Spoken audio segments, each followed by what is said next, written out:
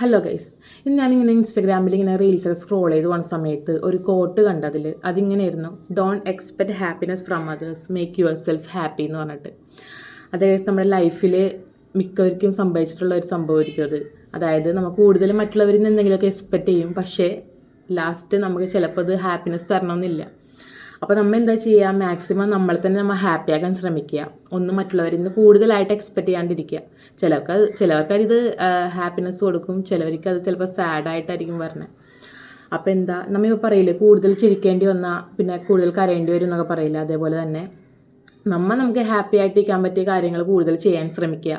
അതിനുവേണ്ടി സമയം കണ്ടെത്തുക. മറ്റുള്ളവരെ ഡിപ്പെൻഡ് ചെയ്ത് നിൽക്കാണ്ടിരിക്കുക.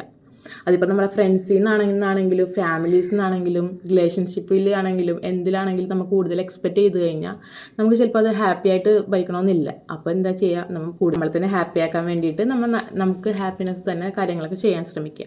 അപ്പോൾ ഗൈസ്, ബൈ.